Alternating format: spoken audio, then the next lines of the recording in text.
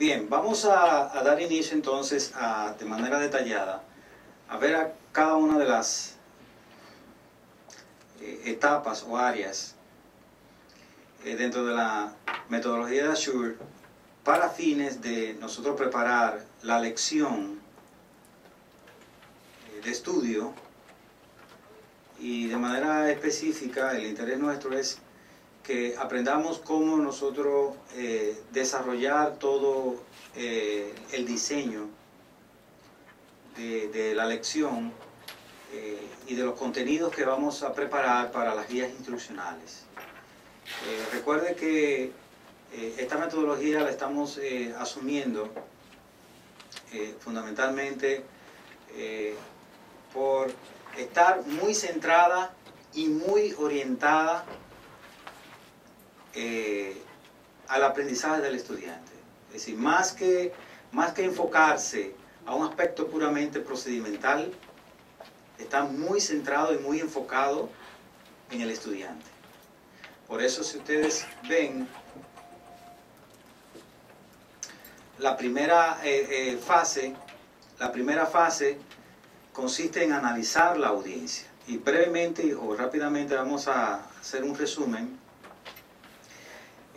Inicialmente, analizar la audiencia consiste en nosotros describir en sentido general cuáles son las características que tienen los estudiantes y cuáles son sus competencias en términos de nivel de conocimiento previos que ellos tienen antes de iniciar la instrucción.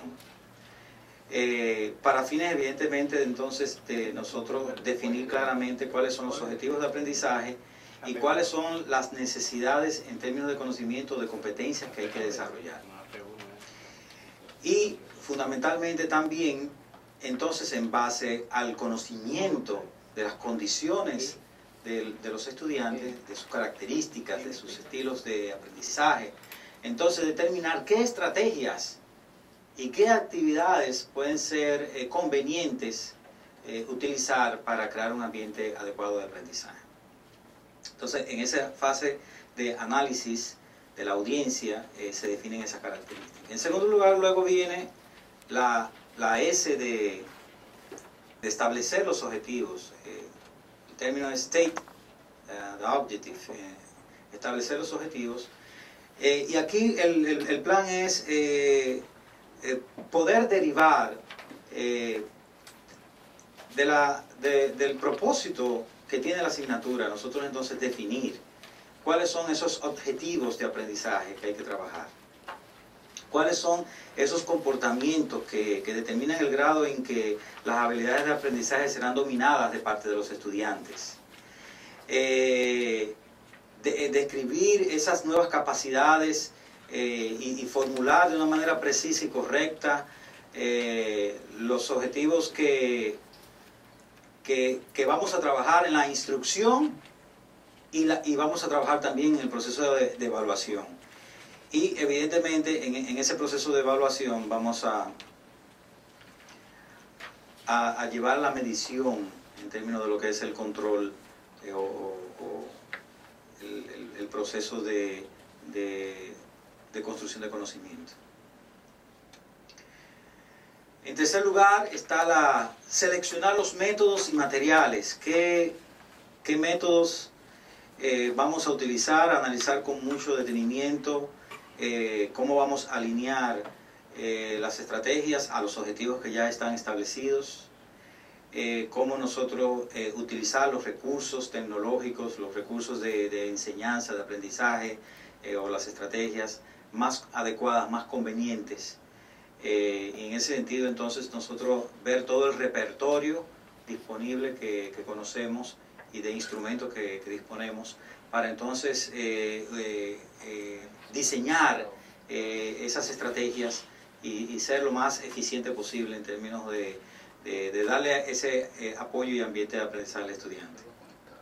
Y evidentemente luego entonces ya determinar en ese sentido qué tipo de estos materiales si van a ser recursos presenciales, recursos a distancia que vamos a utilizar, materiales que tienen que ver con documentos impresos o materiales digitales, etc.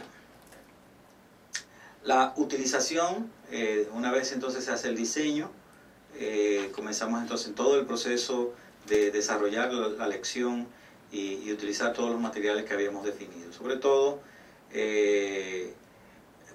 darle una idea, una orientación de cómo son los procesos, cómo vamos a llevar esos procesos de enseñanza y de aprendizaje durante el desarrollo de la lección con los estudiantes y los recursos que se van a utilizar en cada una de las actividades.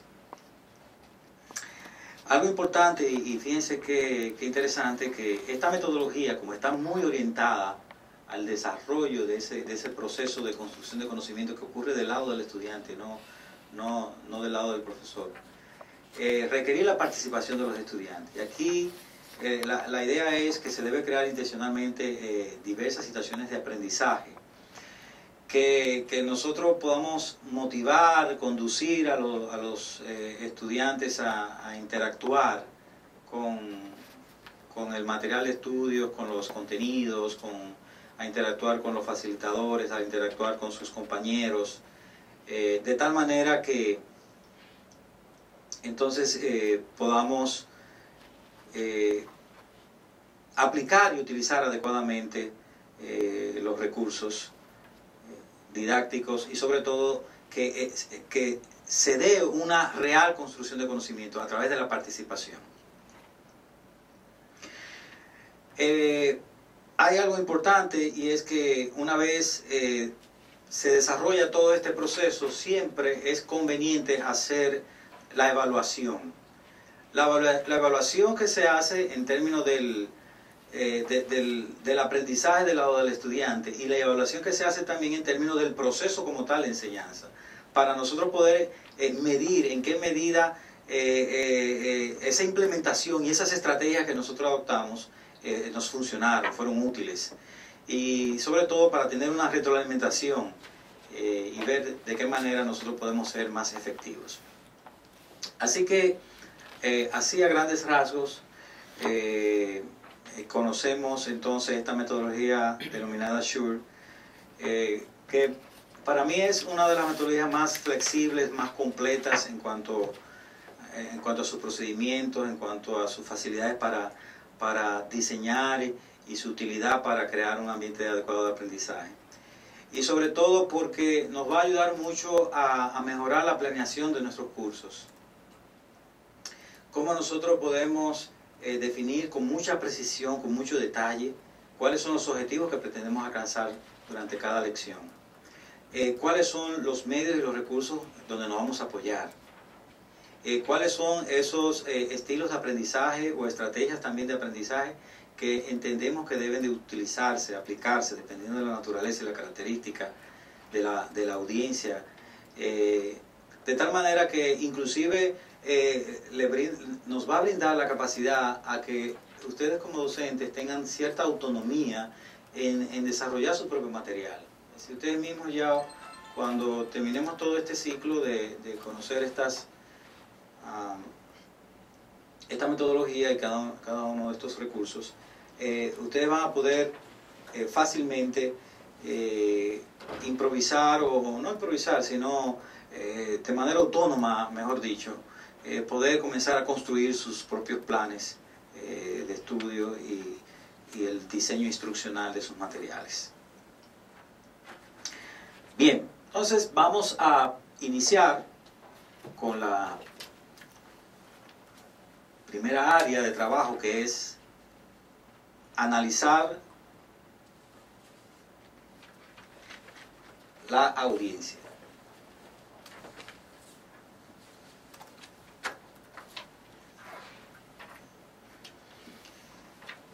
Lo que plantea la metodología es fundamentalmente necesitamos desde 3 dimensiones analizar nuestra audiencia, que en este caso son nuestros estudiantes.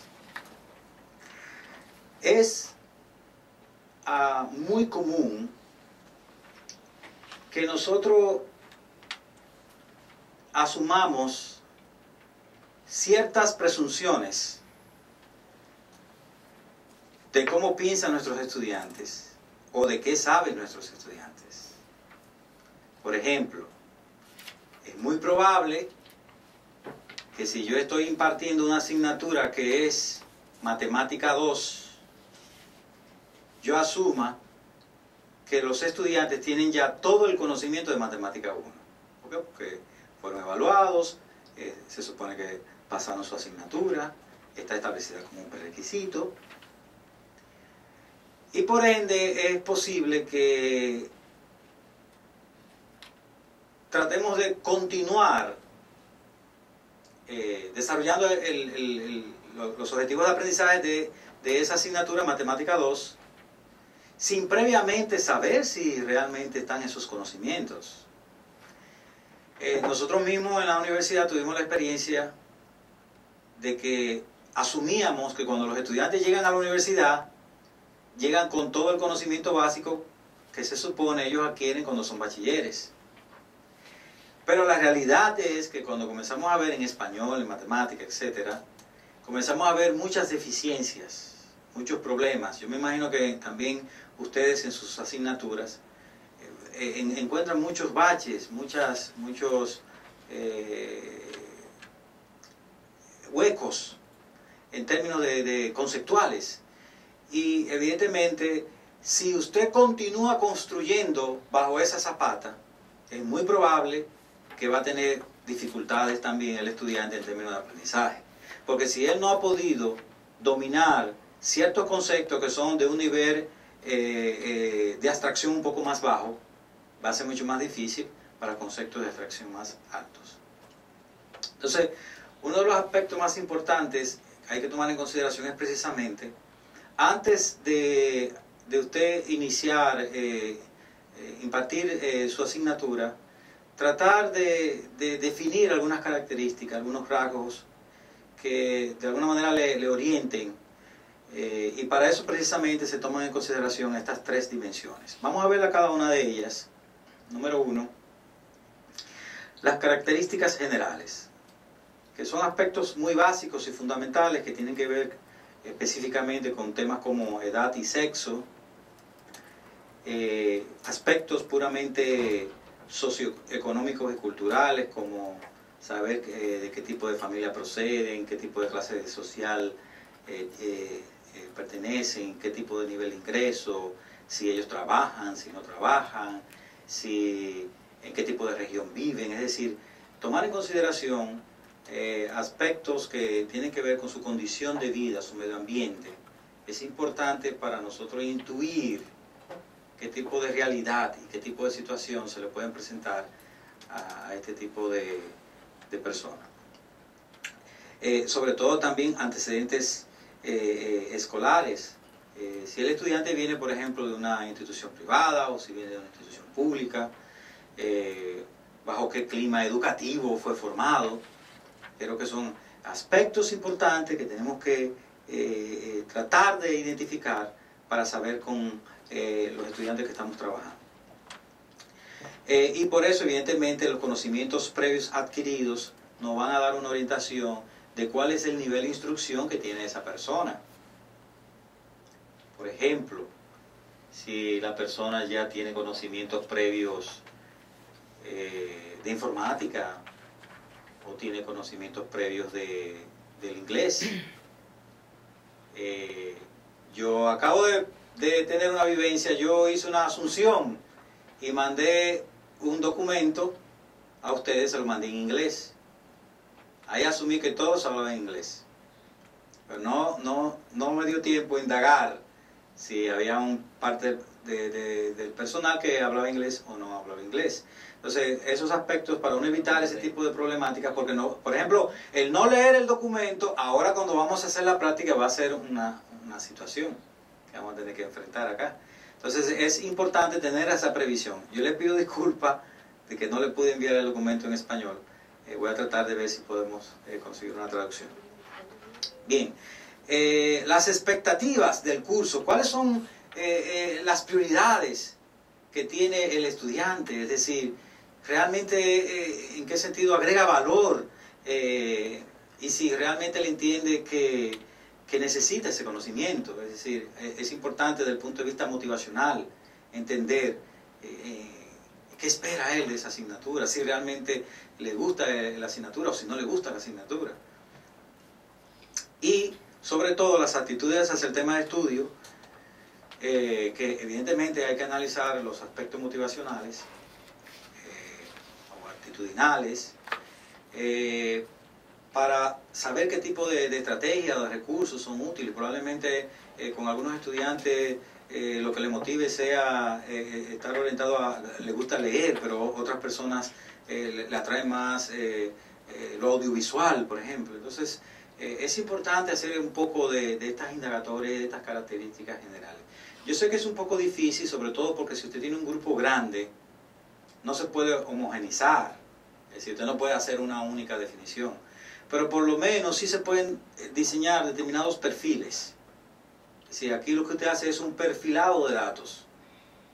Esos perfiles son, bueno, tengo un tipo de persona que es de esta manera, tengo otro grupo de personas que es de esta manera. Tengo un grupo, por ejemplo, de estudiantes que trabajan, otro grupo de estudiantes que no trabajan.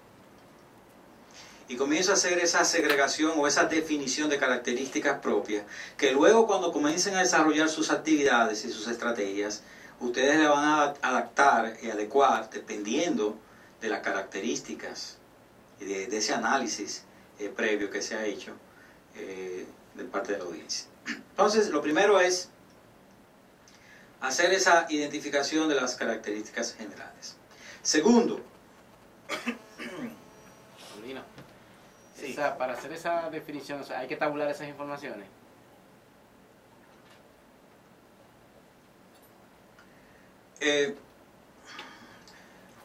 Para saber, por ejemplo, qué porcentaje de ellos tiene dominio de Windows, quién conoce el Internet.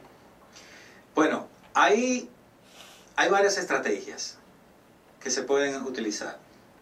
Número uno, usted puede, por ejemplo, indagar información estadística, que ya es información que está tabulada. Por ejemplo, desde el punto de vista genérico, a mí me interesa saber cuál es la edad promedio de nuestros estudiantes. Entonces podemos recurrir a una tabla que me diga, mira, la moda de esta universidad son jóvenes que van de 19 años, por ejemplo, a 35. Por decir un caso, ¿no? Eso es una información que yo puedo registrar y tabular. También puedo hacer una especie de evaluación. Puedo hacer un pequeño instrumento, un quiz, pruebín, repartirlo con preguntas bien específicas para poderme hacer una idea clara de más o menos el entorno con que cuento y cuáles son esas características.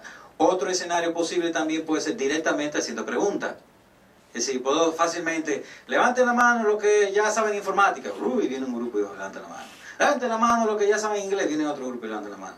Es decir, eso es un sondeo que te va poco a poco dando la retroalimentación. Sobre todo, y fundamentalmente para las competencias específicas de entrada, que es lo que vamos a ver ahora. Es decir, hay determinadas competencias que son importantes, que se dominen para impartir esa asignatura. Entonces es importante que tú evalúes eso. ¿Por qué?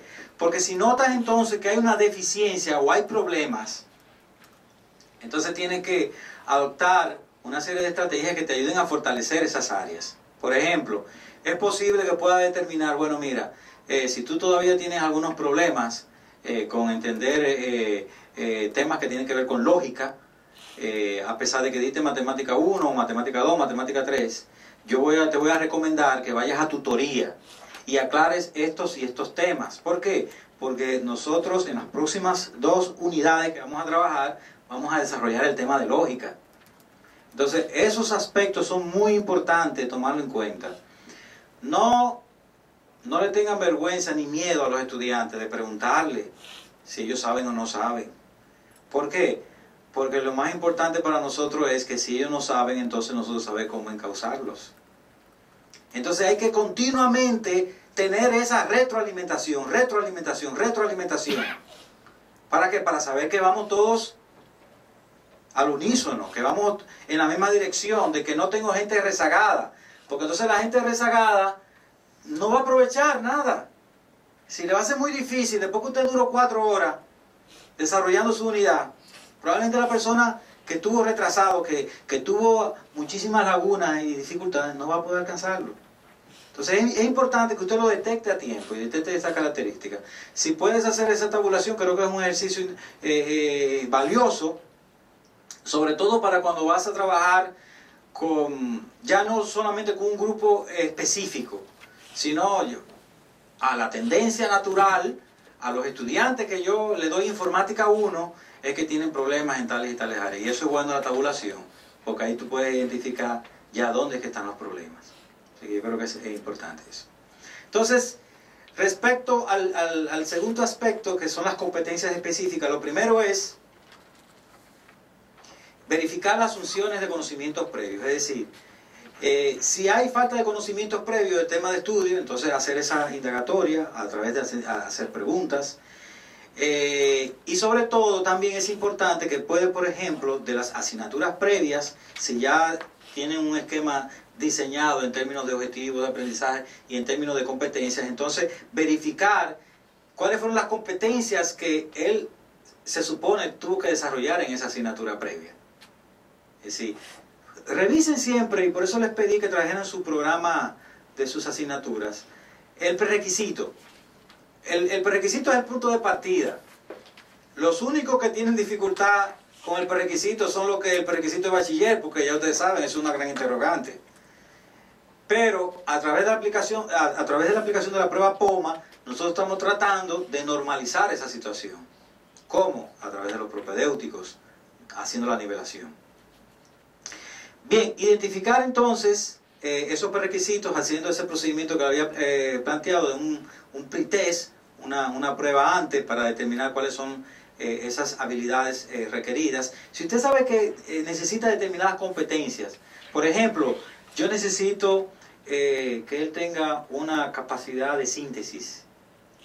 ¿Por qué? Porque para el desarrollo de esta unidad, él va a tener que analizar mucho material, va a tener que elaborar, analizar y luego sintetizar esa información. Entonces, si esa competencia es la que yo necesito que él tenga desarrollada, yo puedo entonces hacer un pretest, una prueba previa para ver si él tiene esa capacidad. Ok.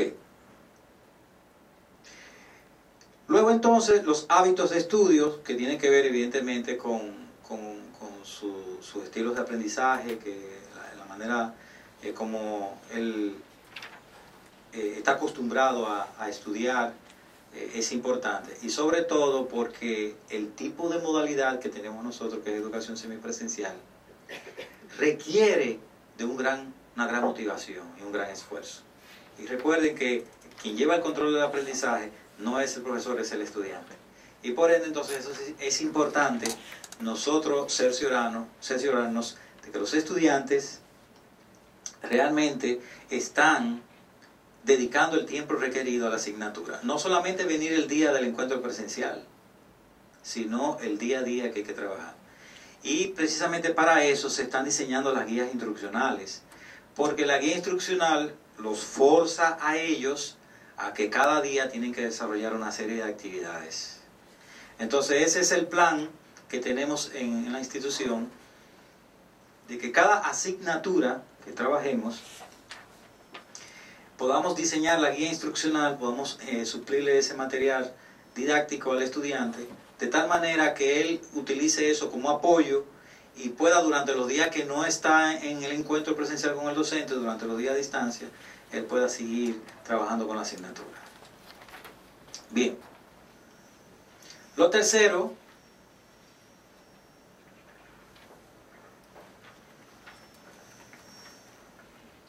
son los estilos de aprendizaje. Fíjense lo siguiente.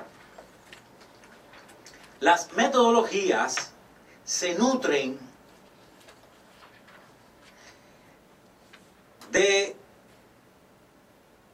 del conocimiento que generan los teóricos.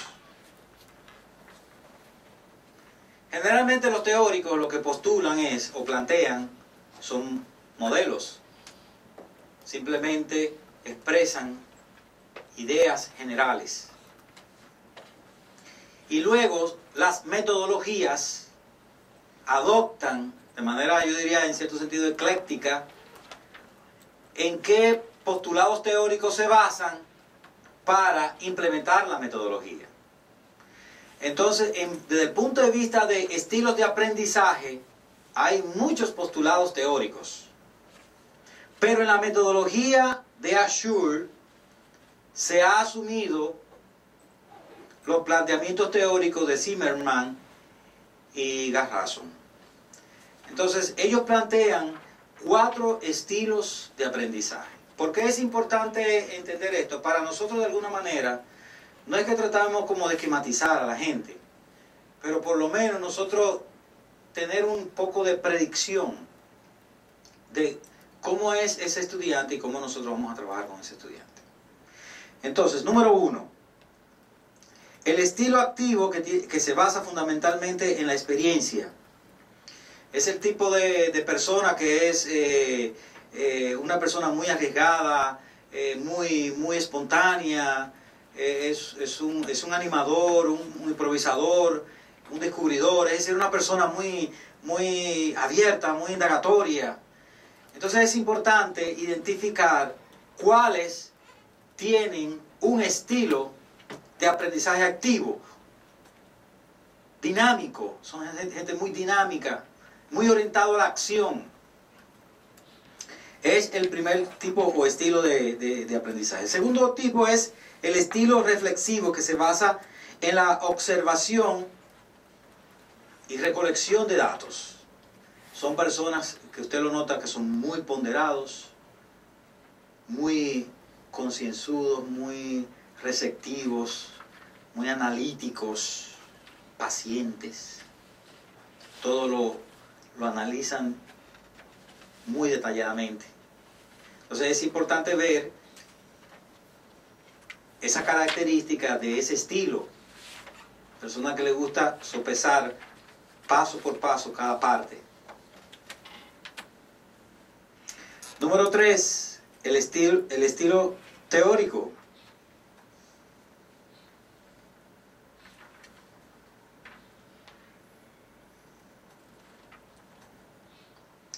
Basado fundamentalmente en la conceptualización. Son aquellas personas que son muy objetivos, muy metodológicos, muy metódicos, muy críticos, muy estructurados, muy organizados. Y evidentemente tienden mucho a conceptualizar, a las ideas, muy orientados a las ideas. Entonces, le gusta filosofar mucho, le gusta teorizar mucho y formular conclusiones en base al análisis, en base a proyecciones hipotéticas que desarrollan. Y por último, el estilo de aprendizaje pragmático, que se basa fundamentalmente en la experiencia. Son personas que les gusta experimentar mucho, que son muy pragmáticos, muy prácticos, mejor dicho, muy realistas, les gustan las cosas concretas, no les gusta que estén dando muchas vueltas, les gustan los aspectos muy técnicos. Entonces es importante también poder distinguir o identificar. Evidentemente, esto no es a flor de piel que usted puede darse cuenta, pero en la medida que usted va tratando a sus estudiantes, usted va a ir tratando de identificar cuál es la característica, hacia dónde se inclina esa persona. ¿Por qué? Porque si, por ejemplo, yo veo que la persona es una persona con un estilo muy teórico, bueno, pues probablemente mi estrategia con él sería trabajar mucho el tema de, mira, vamos a analizar tales y tales autores, yo quiero que tú me hagas una investigación y en base a esa investigación que tú me formules unas propuestas en términos de qué tipo de estrategia nosotros debemos adoptar para resolver tal tipo de problema, ¿verdad? Bueno, pero a lo mejor al pragmático usted no lo puede venir con mucha teoría. Al pragmático usted le va a decir, bueno, mira, yo lo que considero es que tú deberías de ir y visitar las empresas, ver realmente qué están haciendo las empresas, recoger sus experiencias, coméntanos entonces qué tú viviste, cuáles son tus propias experiencias. Es decir, todo va a depender de la naturaleza del estudiante, de qué manera puede ser perdón, adecuado utilizar determinadas estrategias o no. Entonces, es importante, una vez nosotros nos hacemos una idea de los estilos de aprendizaje, trabajar entonces determinadas estrategias de aprendizaje. Es decir, cómo vamos a aprovechar ese potencial y esa capacidad en términos de estilos de aprendizaje que tienen estos muchachos. ¿Qué tipo de estrategias vamos nosotros a adoptar para desarrollar esas destrezas de tal manera que podamos habilitar las experiencias y esa capacidad de inteligencia que como seres humanos tenemos, y sacar el máximo provecho? Entonces, para eso se han definido 3 tipos de estrategias. Y estas estrategias están propuestas nuevamente por Robert Garnier, sobre todo porque están muy orientados a definir ciertas etapas importantes que suceden en el proceso del aprendizaje, que lo vimos en la lección anterior. Pero sobre todo, recuérdense que la persona que aprende primero selecciona información, recopila información que viene previamente de sus conocimientos previos, valga la redundancia, y la nueva información que va adquiriendo. Y luego esa información que él selecciona comienza a estructurarla, a organizarla, a relacionarla, a vincular la información pasada o previa con la información nueva. Y en esa capacidad de proceso de análisis, de construcción, entonces luego llega a la integración de toda esa información, de tal manera que se construye ya un conocimiento nuevo. Entonces, en esencia, eso es lo que vamos a ver con estas estrategias. La primera estrategia es conocida como las microestrategias, que son las estrategias cognitivas. Estas son las estrategias que integran el nuevo material o la nueva información con los conocimientos previos. Es importante que entendamos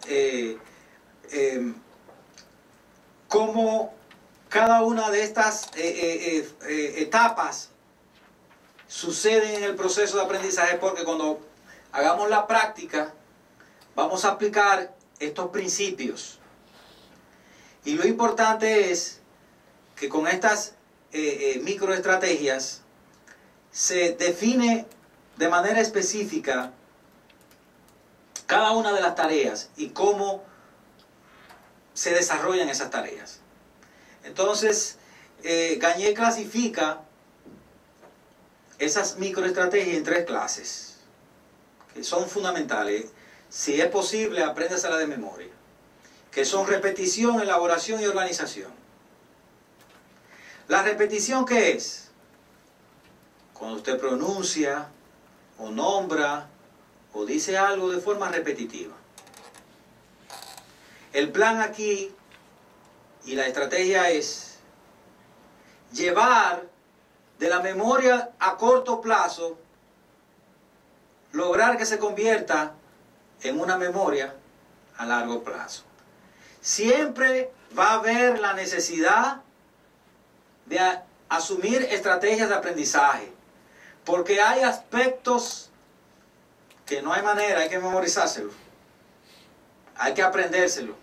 Si a usted le van a enseñar las capitales de los países, tienen que aprendérselo, tienen que memorizárselo. Entonces es una estrategia muy básica. Garnier la considera como una estrategia superficial, que no tiene mucha capacidad de análisis, solamente tiene que tener buena memoria, pero que es fundamental y es importante. Como dice un dicho, saber recordar, saber es recordar a tiempo, gracias. Entonces es importante, hasta se me olvidó a mí la frase, es importante recordar a tiempo sobre todo. Qué bien. Mejor ejemplo no podía poner. Lo segundo es la elaboración, que consiste básicamente en establecer una especie de, o el tipo de relaciones o de vínculo entre el aprendizaje anterior y el nuevo aprendizaje. Es decir, mis conocimientos previos, mis competencias previas, las voy a utilizar ahora para desarrollar estas nuevas habilidades. Entonces tengo que saber hacer la conexión. ¿Por qué? Porque si no le veo ninguna relación ni ningún vínculo a matemática 1 con matemática 2, entonces, ¿de qué me sirvió? Es responsabilidad del docente que está dando la asignatura nueva hacer la conexión, hacer el bridging, el puente de conexión de los conocimientos previos que usted adquirió. Por eso vaya o procure el programa de la asignatura, mire la competencia que tiene que desarrollar y recuérdeselo al estudiante. Porque ustedes en Matemática 1 vieron tales y tales conceptos. Tienen que acordarse. ¿Para qué? Para decirle a ellos, ya yo doy eso como conocido. Son los conocimientos previos. Y por último, que también es una fase de, o una área de profunda en términos de análisis de la organización, que consiste básicamente entonces en hacer una combinación de esos conocimientos previos, los nuevos conocimientos, y entonces como de manera holística verlo desde un punto de vista totalmente coherente, unificado, que no exista aislamiento, sino que vea como bloques un tema o un concepto relacionado con otro. Entonces, en esencia, en términos de lo que son las estrategias cognitivas, es importante que tengamos bien claro esas tres clases: repetición, elaboración, organización. Repetición. ¿Cuándo voy a utilizar estrategias de repetición? Cuando necesito que él aprenda algo, fije en su memoria un conocimiento. Elaboración, ¿cuándo? Cuando necesito que él evoque conocimientos previos y los vincule con los nuevos conocimientos. ¿Por qué? Porque probablemente usted esté dando una asignatura, qué sé yo, de historia o de geografía, pero usted necesita evocar un conocimiento previo de español 1. Entonces es importante que tengamos claro que necesita hacerse ese proceso de elaboración. Y por último, entonces, la organización, que ya es un constructo dentro de la mente del estudiante. Es decir, ya es un conocimiento nuevo adquirido, integrado, relacionado. Yo no sé si ustedes participaron aquí todos. ¿Quiénes? Levanten la mano, ¿quiénes participaron en la charla que dio la profesora Nehama Saban? Ok, un buen grupo. Qué bien. No sé si se acuerdan de la idea que, en términos de lo que es construcción de conocimiento, de lo que explica el profesor Rubén Feuerstein, de la nuez. ¿Se acuerdan de la nuez? Que si usted tiene una pila y mueve una, se mueven todas. Pero evidentemente tiene que haber una interrelación. Es porque hay una interrelación. Si de alguna manera usted mueve una y no se mueven las otras, entonces hay un problema. Entonces la idea es que el conocimiento debe estar interrelacionado. Entonces usted tiene que usar estas estrategias para relacionar. ¿Por qué? Porque cuando usted relaciona mucho, él tiene siempre de por dónde acordarse, de por dónde decir, ah, no, pero lo que sucede sí es cierto, mira, cuando yo di tal y tal concepto, entonces ahora lo relaciono con esto. Entonces, en la medida que relacionemos más, en esa medida vamos a fijar más el conocimiento. Paulino. Sí. Para hacer un comentario, yo creo que por las características de la escuela, de la universidad en sí, y por las características de los estudiantes y el tiempo que cada profesor permanece frente a los estudiantes, esto que usted decía de tener en cuenta los estilos de aprendizaje es elemental, porque el conocer a los estudiantes en tan poco tiempo es un gran reto que se plantea. El poder determinar cuál es el activo, cuál es el reflexivo, cuál es el teórico, es muy importante para la organización propia de las actividades. Eso es fundamental. Y sobre todo, por este estilo que se va a utilizar de la educación a distancia. Entonces ahí es determinante para orientarlo, digamos, en las propias tutorías, conociendo estas características de los estudiantes, teniendo conciencia de cuál es su nivel de partida, que en sí es el primer momento no solo de un curso, de un periodo, sino hasta de una actividad, de una clase en específico, porque es lo otro, que esta estrategia se adecua para utilizarla incluso en una actividad en específico. Yo puedo hacerlo eficiente en dependencia de la conciencia que tenga, del conocimiento de esos los estudiantes, pero además de ayudar al estudiante a entender, porque a veces el estudiante tiene esa herramienta, tiene esa estrategia y no se conoce. Entonces tarea también del profesor ayudarlo a ver que él como mejor aprende de este modo. Y le estoy dando entonces un algoritmo de cómo él puede estructurar su proceso y cómo puede planificar sus estudios en sí.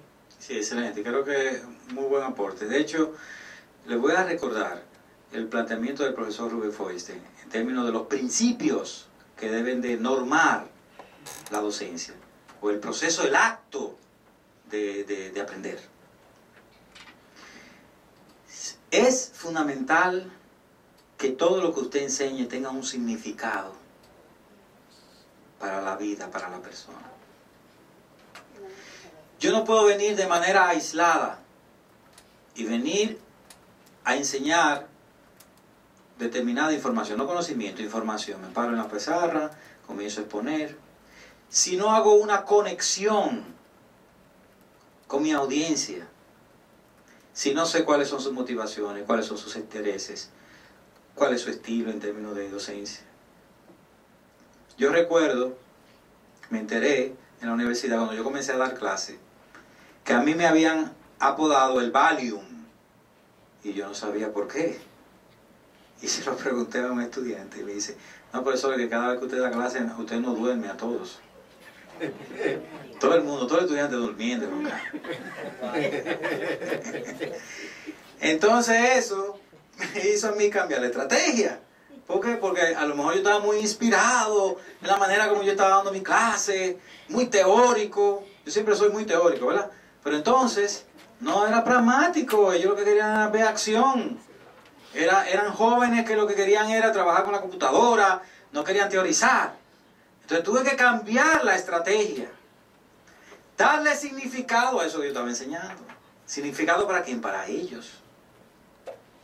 Lo segundo, trascendencia. Dice el profesor Feuerstein que nosotros tenemos que trascender fuera del aula. Es decir, lo que yo enseño no es para que él se memorice y pase el examen, no, no. Lo que yo enseño es para la vida real. Tengo que hacer bridging. Tengo que sacar principios y reglas de aquí y aplicarlo en la vida personal. No importa la materia que sea, aunque sea en una materia teórica o que sea una materia como filosofía o una materia como matemática. Saca los principios, extrapólalos y entonces aplícalo en la vida real. Por ejemplo, en la metodología del profesor Feuerstein se usa mucho el concepto de definir las reglas o principios. Si por ejemplo usted hace un ejercicio donde tiene que sacar figuras geométricas, por ejemplo, y usted hace un cuadrado, define entonces cuáles son las reglas de hacer un cuadrado. Un cuadrado es una figura que tiene 4 lados iguales, ¿verdad? Entonces eso es un principio. Y luego entonces tú extrapolas eso y le dices, por ejemplo, a los estudiantes, bueno, vamos a ver ahora cómo ustedes me buscan una aplicación de la vida diaria, de la extrapolación de este principio, de que para mantener la característica de un cuadrado tiene que tener los 4 lados iguales. Entonces ellos comienzan a formular sus propias experiencias y dicen, bueno, probablemente uno pueda hablar de su área de trabajo, de que todos los que son, por ejemplo, del área de soporte técnico tienen las mismas características en términos de las funciones que tienen que hacer.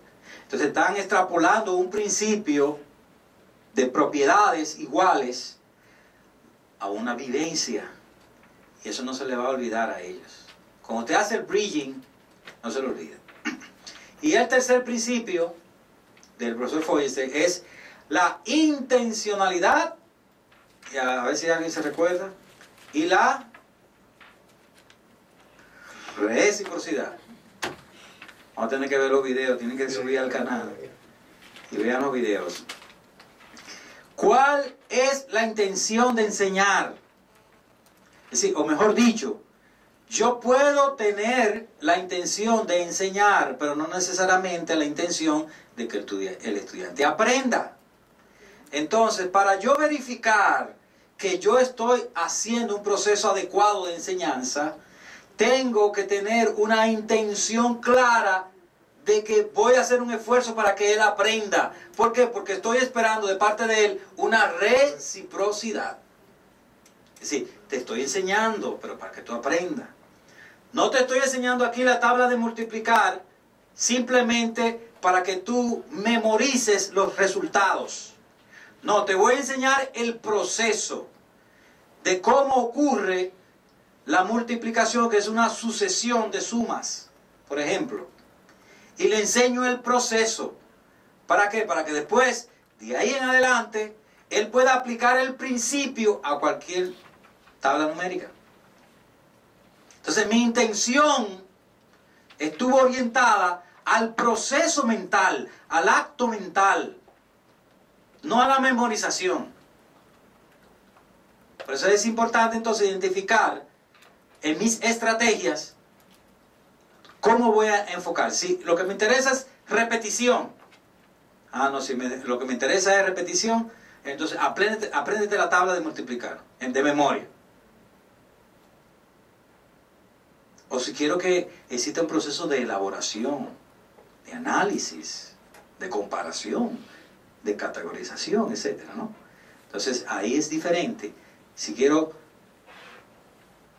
lograr que él entonces organice toda esta información, le vea sentido, y entonces él construya por sí mismo un nuevo conocimiento. Entonces de eso se trata. Vamos entonces a las estrategias metacognitivas, que son las macroestrategias. Aquí el plan es, del lado del estudiante, crear ese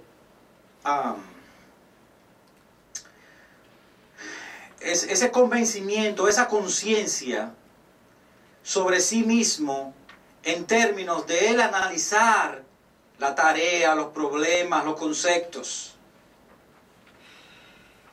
y determinar por sí mismo el nivel de complejidad. Entonces yo estoy poniendo del lado del estudiante la capacidad para que él planifique, para que él controle y él evalúe su propia cognición.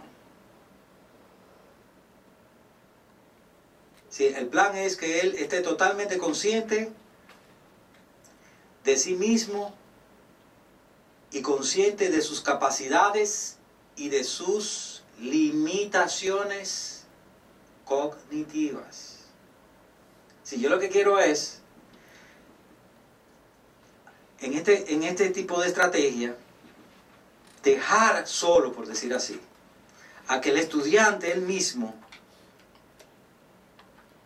evalúe su condición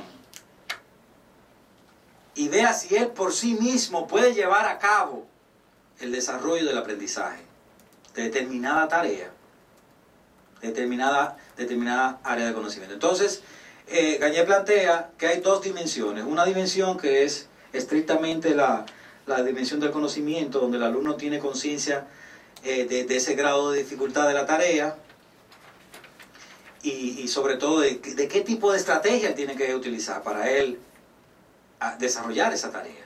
Es decir, fíjese que en la modalidad que nosotros tenemos de educación semipresencial a distancia, esta estrategia es fundamental. La metacognición es ahora mismo el talón de Aquiles de la metodología.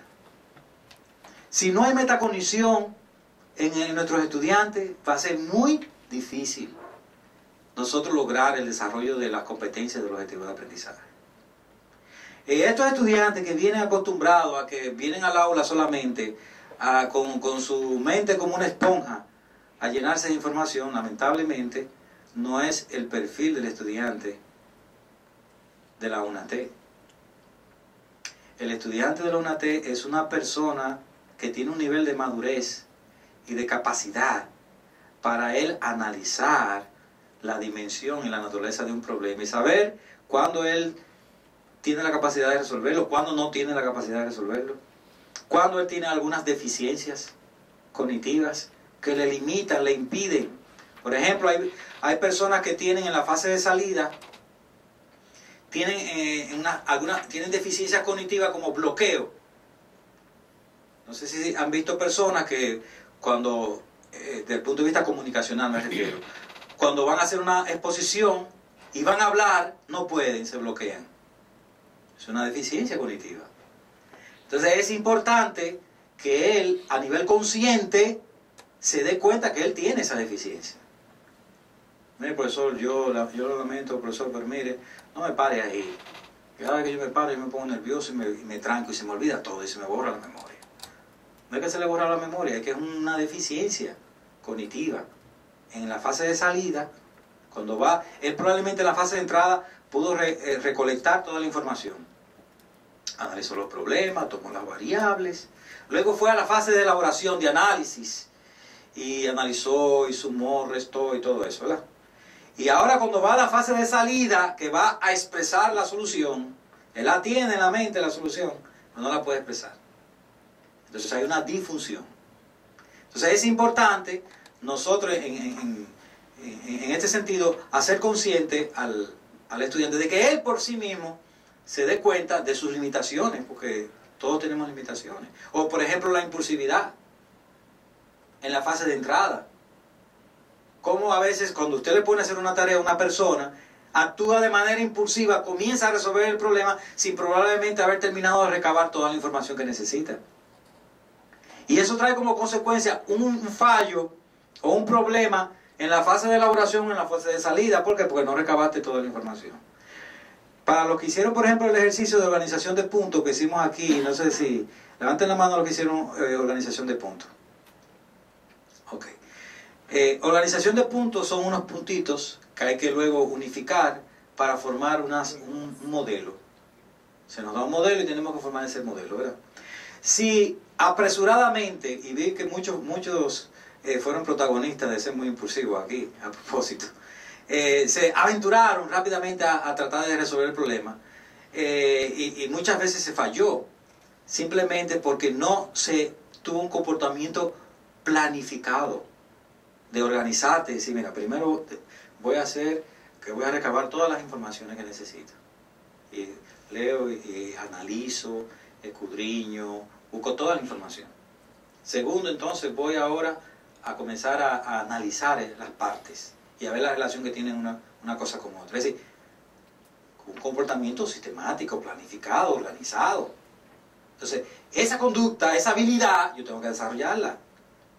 Pero entonces es importante que plantea el profesor Feuerstein que las deficiencias cognitivas tienen que subir primero a nivel consciente, es decir, primero tiene que tener en la mente que yo tengo ese problema, porque si yo no me doy cuenta que yo soy impulsivo, que paso por una tienda y de que veo ahí una ropa, una cartera, lo que sea, de una vez lo compro, no me doy cuenta que eso es un problema, que es una deficiencia. Ah, no, espérate, mira, acabo de cobrar, tengo que pagar la tarjeta, tengo que pagar tal cosa. Entonces, tengo que darme cuenta que tengo un problema.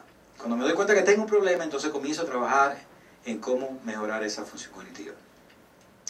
Entonces, lo primero es cómo él entiende el nivel de complejidad, el nivel de abstracción de la tarea, qué estrategias él va a adoptar para resolver ese problema. Y luego viene el control. Conocimiento y control. Primero el conocimiento, dimensiono todo el concepto de comprender la tarea, y luego viene el control, que en este caso tiene que ver básicamente con planificar y evaluar esas tareas de aprendizaje. Eso significa lo que siempre le he comunicado, que es la autoeficacia adquirida. cómo yo mismo me superviso si yo hice bien la tarea. Yo hago todos los pasos, veo todos los resultados, entiendo que sí que está bien ya. Ok. Ahora déjame revisar, a ver si yo hice bien la tarea. Y vuelvo y comienzo a analizar.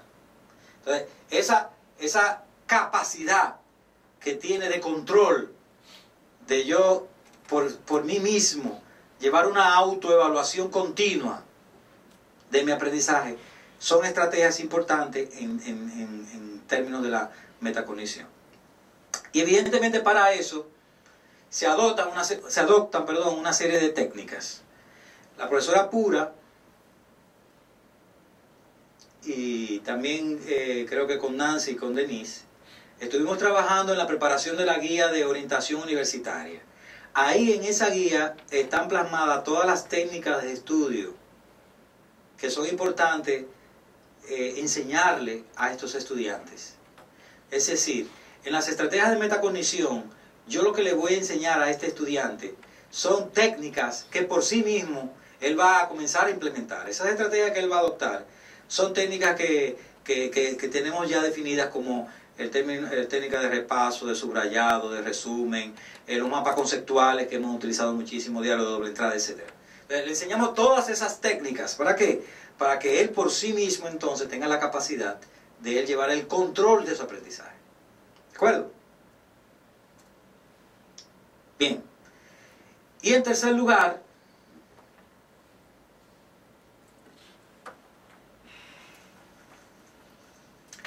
las estrategias de manejo de recursos.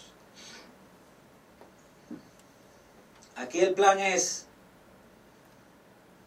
trabajar desde el punto de vista afectivo y motivacional la sensibilización del estudiante. ¿Para qué? Para nosotros crear unas condiciones y unos ambientes adecuados de aprendizaje desde el punto de vista psicológico. ¿Para qué? Para que le sea fácil